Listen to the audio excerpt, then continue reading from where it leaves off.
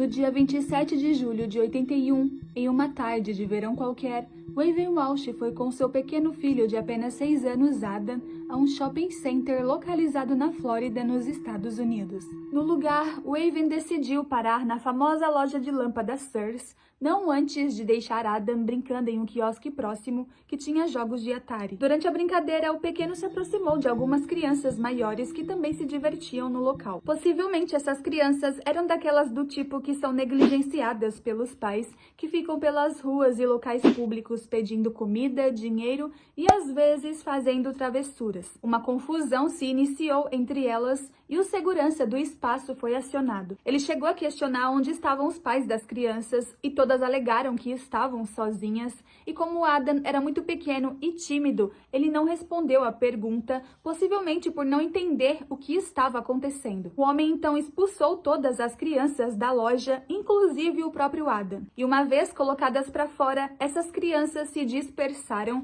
e o Adam, como era muito pequeno, acabou ficando sozinho. Wavin, por sua vez, ao terminar de fazer as compras, retornou à loja de jogos e logo percebeu que Adam não estava no local onde ela havia o deixado. Num primeiro momento, ela começou a procurá-lo ainda de forma discreta, mas logo entrou em desespero. Wavin então questionou a gerente da loja, que explicou toda a situação com as crianças, e assim que soube do ocorrido, ela correu desesperadamente para a saída, mas já era tarde demais. Adam não estava mais lá. A polícia foi acionada e uma busca se iniciou pelo shopping e arredores, mas sem muitos progressos. E com o passar dos dias, o caso ganhou grande repercussão nacional, com chamadas na TV do tipo "o garotinho que desapareceu misteriosamente no shopping". Essa repercussão se deu muito pelo fato do local ser considerado um centro comercial bastante famoso, tendo em vista que ficava localizado justamente em Hollywood, considerada a Terra das Estrelas. Porém, mesmo que o desaparecimento de Adam estivesse em evidência, seus pais, Wavin e John Walsh, se sentiram amplamente desamparados pela polícia, que parecia não fazer muitos esforços para encontrá-lo. Na época, no banco de dados do FBI, existiam recursos que facilitavam a recuperação de carros e até de cavalos roubados, mas surpreendentemente não se tinha um recurso para encontrar crianças desaparecidas. Desse modo, as agências policiais não tinham um suporte para receber informações de testemunhas que poderiam ajudar na procura por Adam. Os pais da criança, então, sem paciência de esperar por uma atitude das autoridades, resolveram procurá-lo por conta própria. Somente no dia 10 de agosto, 14 dias após o desaparecimento, que o caso teve um desfecho, infelizmente trágico. Adam Walsh estava morto. Restos mortais de seu pequeno corpo e sua cabeça decapitada foram encontrados dentro de um córrego a mais de 200 quilômetros de distância do shopping onde ele havia sido visto pela última vez. Com a confirmação da morte de Adam, restava apenas à polícia a tentativa de desvendar o caso para trazer um mínimo de consolo à sua família. Segundo a reconstrução do crime, assim que foi colocado para fora do shopping, Adam ficou alguns minutos parado próximo ao estacionamento até ser atraído por um homem misterioso que o observava de seu carro. O suposto sequestrador e assassino de Adam Walsh foi identificado como Otis Toole, um notório serial killer que antes mesmo de encerrar cruelmente a vida do pequeno, já havia assassinado centenas de outras pessoas. Otis nasceu em um lar destruído na cidade de Jacksonville, na Flórida. Sua mãe era uma fanática religiosa que costumava vesti-lo como uma garota e chamá-lo de Susan. Já o seu pai era um alcoólatra que abandonou a família quando ele ainda era pequeno. Durante a infância, Otis sofreu abuso de diversos adultos, entre amigos da família e parentes próximos, como a sua irmã mais velha. Inclusive, é dito que o seu pai costumava oferecê-lo para os seus amigos pedófilos em troca de dinheiro quando ele tinha apenas 5 anos. Já a sua avó era uma mulher satanista que o submeteu a diversos rituais macabros, como automutilação e roubo de túmulos, além de apelidá-lo de filho do diabo. Em decorrência do lar conturbado, Otis fugiu de casa várias vezes, mas sempre acabou retornando. Ele também foi diagnosticado com retardo mental leve e sofria de epilepsia, o que acabava resultando em várias crises de convulsão. Quando fugia de casa, Otis ganhava vida como um jovem infrator e por diversas vezes incendiou casas e espaços públicos, acabando por se tornar um incendiário em série. Quando preso, ele confessou que cometia esses crimes porque se sentia sexualmente atraído pelo fogo. Na adolescência, ele abandonou a escola e passou a frequentar bares LGBTs, acabando por se tornar um michê e viciado em pornografia gay. Otis cometeu seu primeiro assassinato aos 14 anos, enquanto se prostituía para um vendedor ambulante. Durante um encontro, em dado momento, os dois se desentenderam e Otis atropelou o comerciante com o seu próprio carro, fugindo da cena do crime logo em seguida. Ele foi preso pela primeira vez aos 17 anos, em 64, por crimes relacionados a badernas nas ruas, mas não ficou detido por muito tempo. 2 anos depois, em 66, Otis estava em um bar quando conheceu Henry Lee Lucas, outro notório serial killer. No bate-papo, ambos se gabaram de suas vidas criminosas e assassinas e planejaram sair juntos pelas ruas para caçar. Eles mantiveram contato e cumpriram suas promessas de aniquilar pessoas pelos Estados Unidos. Ainda neste período, Otis chegou a se casar com uma mulher 24 anos mais velha no ano de 77, quando tinha 30 anos. A mulher, inclusive, declarou que o casamento foi bem difícil porque quase sempre Otis se sentia deprimido e apresentava comportamentos agressivos, possivelmente pela abstinência de não estar matando, já que estava preso a um compromisso. E, em decorrência dessa necessidade, o casamento não durou sequer um ano. E de volta às atividades criminosas com seu amigo Lucas, Otis arrumou um emprego em uma loja de variedades. Seus colegas de trabalho diziam que ele e Lucas, que também trabalhava no lugar, eram ótimos funcionários, mas tinham um defeito. Ambos costumavam sumir por semanas sem justificativas. Muito provavelmente era nessas escapadas que eles costumavam sair por aí para aniquilar suas vítimas. Somente Lucas, quando preso, foi acusado do envolvimento na morte de mais de 600 pessoas, o que acabou por torná-lo um dos serial killers mais mortais dos Estados Unidos. Ele, inclusive, dizia que matar pessoas era fácil como caminhar pelas ruas, então na hora que ele quisesse, ele conseguia. Juntos, os dois também criaram uma seita em que os principais pactos eram a o canibalismo e o rapto e sacrifício de crianças. Meses antes de supostamente assassinar Adam, em maio de 81, Otis perdeu sua mãe e sua irmã em um curto período de tempo. Ele ficou bastante abalado com essas perdas e passou a ficar obcecado pelo túmulo da mãe, o frequentando diariamente. Ele também chegou a revelar experiências sobrenaturais com essa situação. Revoltado, Otis também começou a agir sozinho, tendo em vista que Lucas havia sido preso. Sua rotina solitária era quase sempre dedicada a se entupir de bebidas e drogas, além de assassinar pessoas e resgatar o seu fetiche de incendiar casas e espaços públicos. E foi justamente neste período em que Adam Walsh desapareceu. Otis foi preso somente no dia 5 de agosto de 83, 2 anos após a morte de Adam. Porém, ele não foi detido por este crime, sequer associado como um dos suspeitos.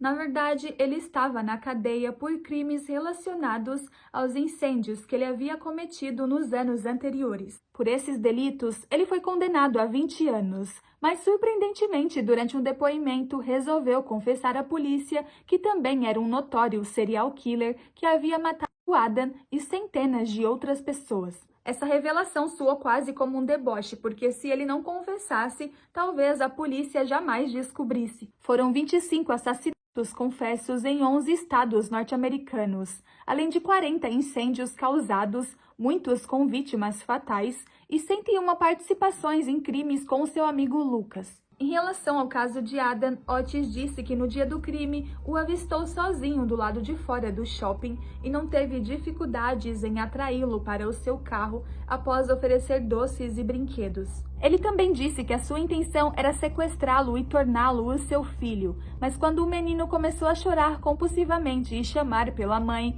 ele percebeu que o seu plano não daria certo, já que a criança parecia ser extremamente apegada aos pais. Ele então o até que desmaiasse. Logo após, estacionou seu carro em uma área de matagal e lá abusou de seu corpo, terminando a tortura com esquartejamento, decapitação e queima de arquivo. Otis ainda chegou a dizer que andou por dias com a cabeça esquartejada de Ada no porta-malas de seu carro, chegando a esquecê-la. Quando lembrou, a jogou no córrego onde foi encontrada. E mesmo após a confissão com detalhes específicos e sórdidos que somente o verdadeiro saberia informar, a polícia ainda desacreditava da palavra de Otis, pois para eles o seu depoimento era arquitetado com o propósito de se vangloriar, já que o caso havia ganhado notoriedade em todo o país. Dizem que uma das características de serial killers é o ego elevado, então muitos gostam de ter seus nomes associados a crimes famosos. E para os investigadores, ter um nome associado ao caso de Adam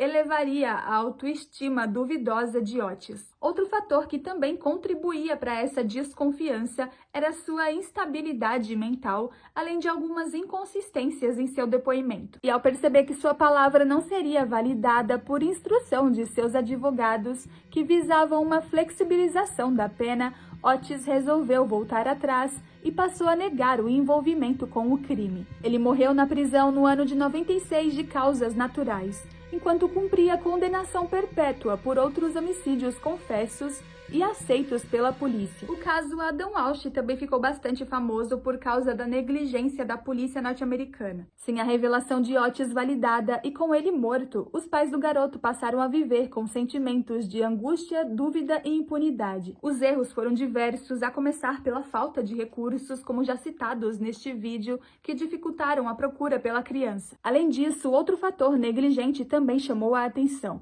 Poucos dias após o desaparecimento de Adam, o carro de Otis chegou a ser encontrado abandonado em uma estrada deserta, e no veículo havia indícios de sangue no carpete, além de fios de cabelo pelos bancos. Porém, misteriosamente, a polícia perdeu o veículo antes mesmo de coletar essas provas que poderiam ter sido primordiais na resolução do caso. No ano de 2007, Raven e John decidiram de uma vez por todas colocar um ponto final no caso de Adam ao contratar um detetive particular aposentado, Joey Matthews, para conduzir uma investigação independente e super avançada. O profissional se uniu a Chad Wagner, um novo delegado designado ao caso pela Justiça. E após uma grande força-tarefa com provas 99% concretas e com o apoio de toda a tecnologia recente da época, em 2008, Wagner cedeu uma coletiva de imprensa e revelou que Otis era definitivamente o autor do assassinato de Adam. Em seu discurso, ele também demonstrou forte remorso pelos erros cometidos nas investigações da polícia e enviou sinceras desculpas aos pais da criança. Por fim, alegou que se estivesse vivo, Otis seria condenado pelo caso. O sequestro e assassinato de Adam Walsh ocorreu em um momento em que a nação norte-americana estava despertando para a realidade de que predadores sexuais como Otis Story estavam começando a mirar crianças inocentes. Somente entre os anos de 79 e 81, centenas de crianças desapareceram, sendo muitas encontradas sem vida ou outras jamais vistas novamente. Este é o caso de Ethan Petts, um garotinho que, assim como Adam, também tinha 6 anos e havia sido sequestrado 2 anos antes, enquanto caminhava para um ponto de ônibus em Nova York. Ethan jamais foi encontrado, mas o seu assassino foi confirmado, sendo este um predador chamado Pedro Hernandes. E com a dor da perda de Adam, motivados pela indignação com a polícia e temendo que o mesmo acontecesse com outras famílias, Raven e John tornaram-se pessoas revoltadas com a justiça e engajadas em causas sociais que lutavam pelos direitos e proteção das crianças.